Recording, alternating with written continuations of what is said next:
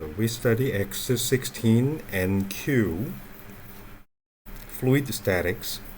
The main problem is X16Q, and X16NQ is for the students who have difficulties in understanding X16Q. Consider a uniform sphere of mass m. It is a sphere filled with a uniform material. Total mass is m, and radius is a. Centered at the origin, here, origin is in here, floats in a fluid of density rho. Okay. This fluid has the density rho. Atmospheric pressure is P0 outside. The submerged depth is d. This is a radius a. And submerged depth, that is d. So this is a, and this is a minus d. Okay. And a point P on the spherical surface is parameterized by the radius a multiplied the unit radial vector whose tail is at the origin. We measure the angle, polar angle, theta, from the positive z-axis, and azimuthal angle, this is x-axis and y-axis, this is E1 hat. Azimuthal angle phi is measured from the positive x-axis. In that case, cosine theta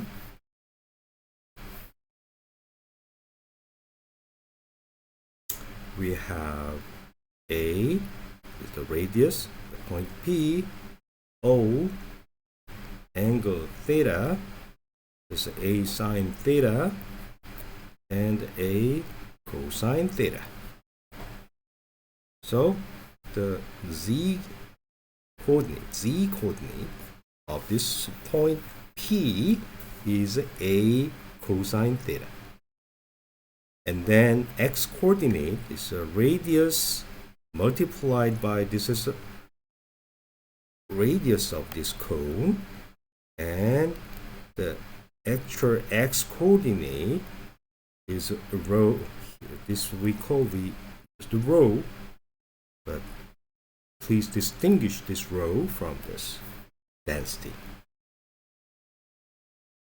Cosine phi is r sine theta, cosine phi, and y coordinate is r sine theta, that is the radius, perpendicular distance from the z-axis, sine phi.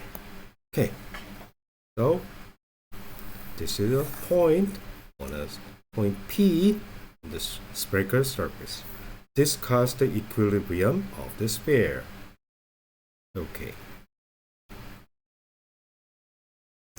The gravitational force applied to the sphere, we have a sphere of mass m, and gravitational force is applied downward, it's mg, and we have a z direction, E3 hat, that is opposite to the minus direction. And this, they are parallel. So magnitude is mg, and direction is minus E3 hat. That is the gravitational force applied to the sphere.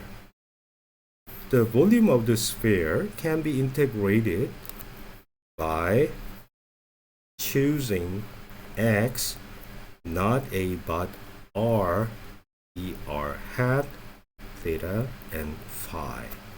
And we need to find out the volume element in spherical polar coordinates. They are parameterized by r squared dr, d cosine theta, and d phi. And azimuthal angle runs from 0 to 2 pi, and polar angle theta runs from 0 to pi. Therefore, actually this part is sine theta d theta from 0 to pi, but it is a minus the d cosine theta that runs from at 0, cosine becomes 1 plus 1 to minus 1. So it is minus 1. If I absorb this negative sign by exchanging the lower limit and upper limit, we have d cosine, and this is trivial integral 2. And this is 2 pi, this is 2, and this is 1/3 of capital R cubed. Therefore, we know the volume of the sphere to be like that. Okay. The atmospheric pressure is P.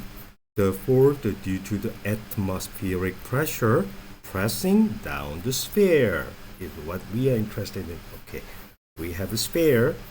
Atmospheric pressure presses down, here down, up, or all over the direction.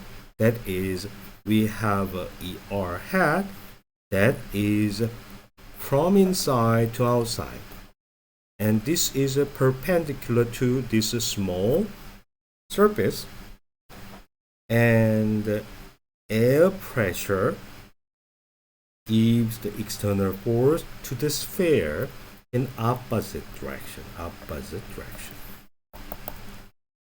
So here I used N to be ER hat. In that case, this one is a minus N hat, is the direction of the force applied by the atmospheric pressure. So we can bisect the sphere in this manner, keeping theta is 0 to half a pi. That means cosine theta is 0 to plus 1. In this region, we consider this part, and sum of all of the partial forces due to the atmospheric pressure can be integrated out, and effective amount will be downward. This part, these forces added up, and we can find the net force applied by the atmospheric pressure applied to the upper hemisphere. On the other hand, the lower hemisphere, the pressure has the directions like that. Therefore, effectively, if we sum everything all together, the net force applied by the atmospheric pressure on the lower half hemisphere is from below to above. Okay. And then need to remember force and pressure. Force divided by area, and choose the magnitude. Then we find it is not a linear momentum, but pressure.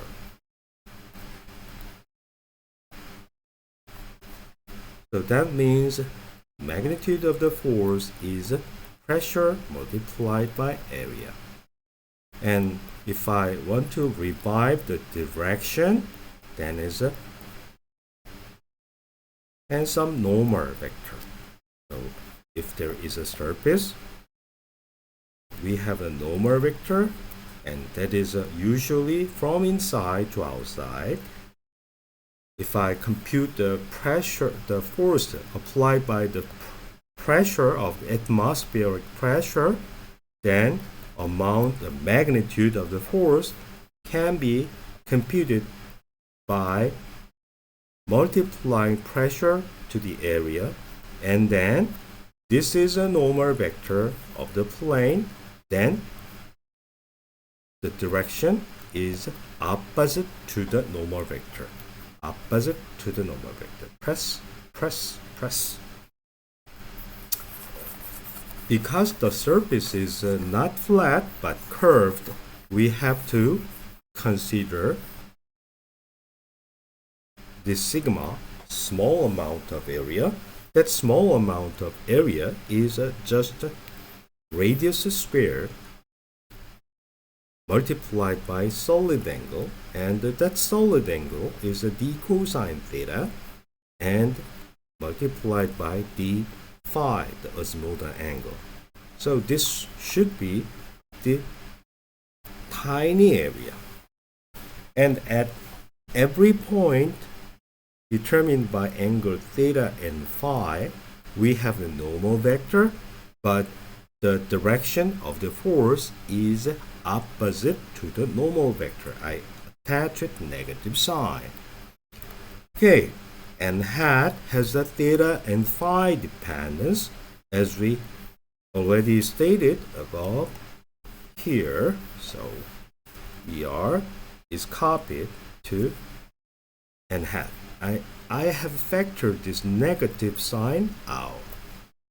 Pressure is factored out. Atmospheric pressure, it can vary if we consider large, long distance scale,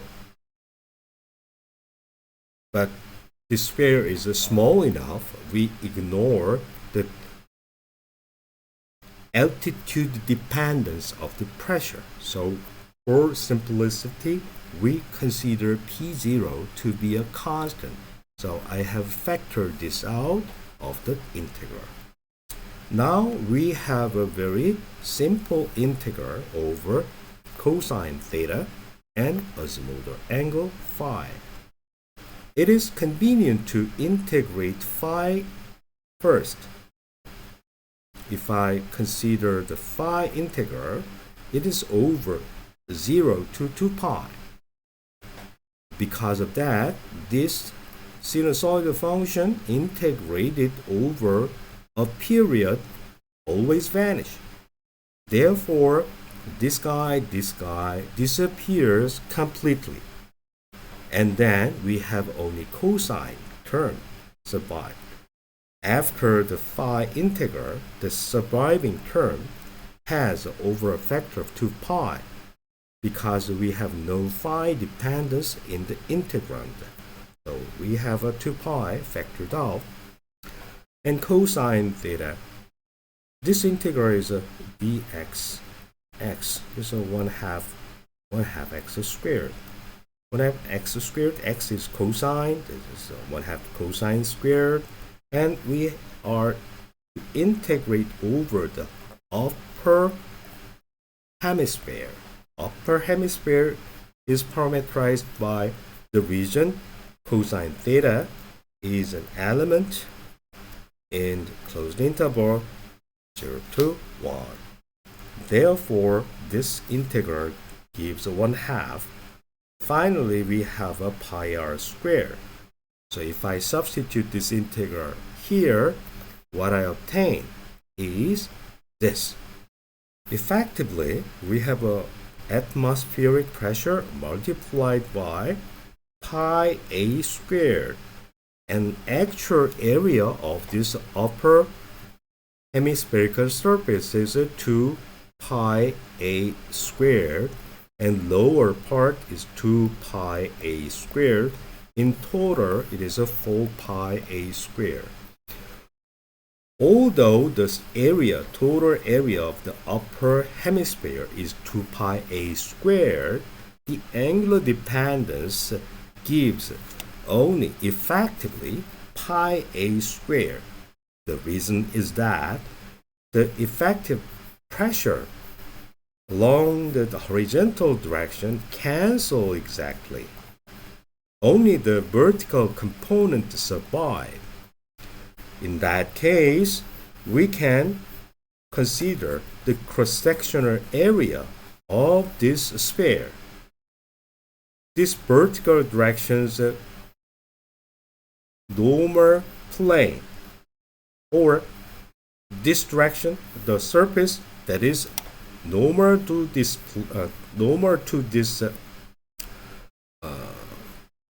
vertical direction is just the cross-sectional area, and this cross-sectional area on the xy plane is nothing but a circle of radius a. Therefore, sometimes we need to evaluate this complicated integral. However, if you are clever enough, you don't have to integrate. Instead, look at the symmetry. The horizontal direction cancels this part cancel, this part cancel. However, the vertical direction doesn't cancel at all. Then the effective force, because we multiply pressure by area, and this area is always perpendicular to the direction of force. As a result, the trivial way to find out the net force applied to this curved surface is just pressure multiplied by the cross-sectional area that is perpendicular to the normal direction. That is just a flat surface. This large circle, area of a large circle, the pi a squared. In a similar manner, we can compute the force applied by the atmospheric pressure on the lower part, the lower hemisphere. Even before computation, I can carbon copy this result, except that this force is going upward instead going down, pressing down. So this force sustains the sphere, and the amount is this. We used to have negative sign on it. However, this integral is over the region, the lower hemisphere. So everything is the same except the sign of this integral is negative. As a result, this part will give P0 pi a squared e to the E3, and the upper hemisphere accept the force from the atmospheric pressure P0 pi a squared E3 had negative sign. As a result, these two forces cancels. Okay, if I put this sphere on a scale, I can read the weight of this to be mg, because the atmospheric pressure affects nothing. The net force due to the atmospheric pressure cancels exactly. Next, we consider the remaining problem, but it will be considered in the later part of this X16Q. So let me just skip that part, but I'd like to let you know some basic idea, some more.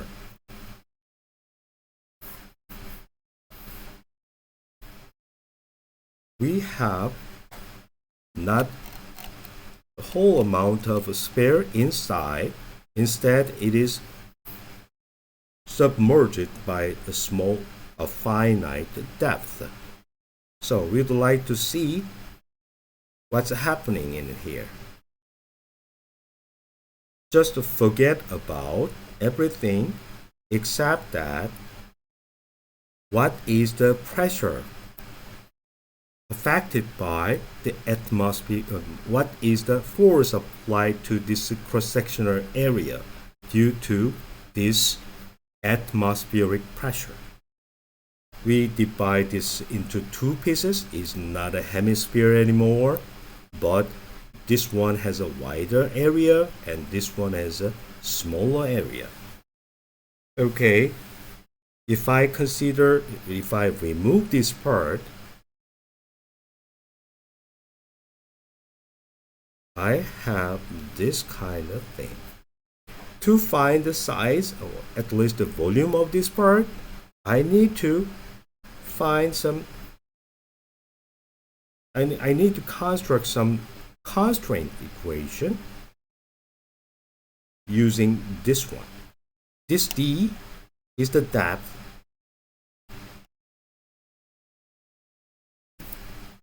Here I wrote angle, polar angle theta 0.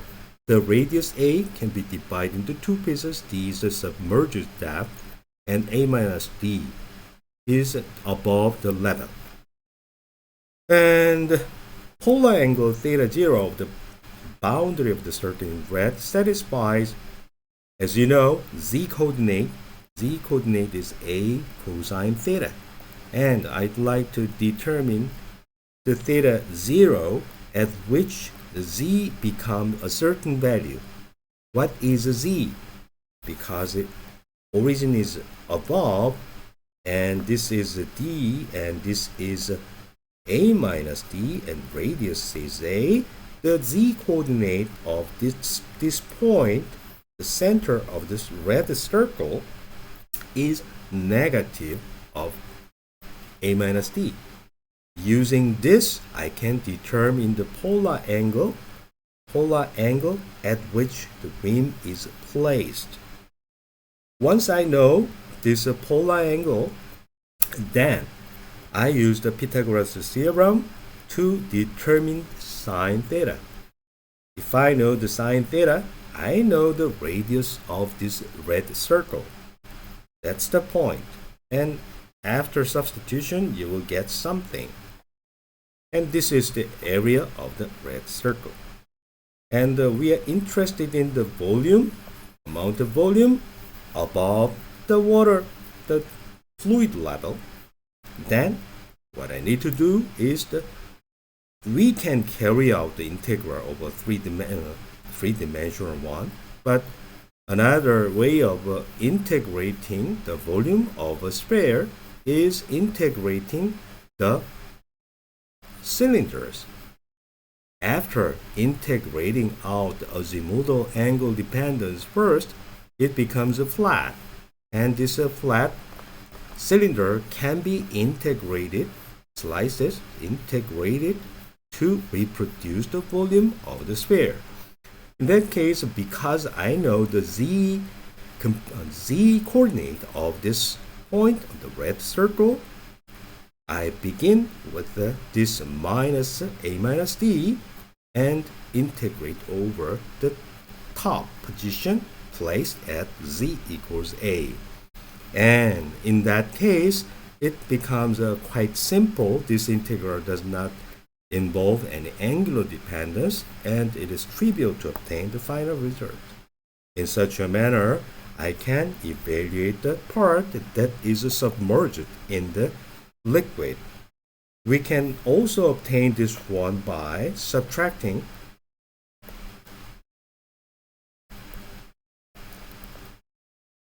something like that. The answer is the same.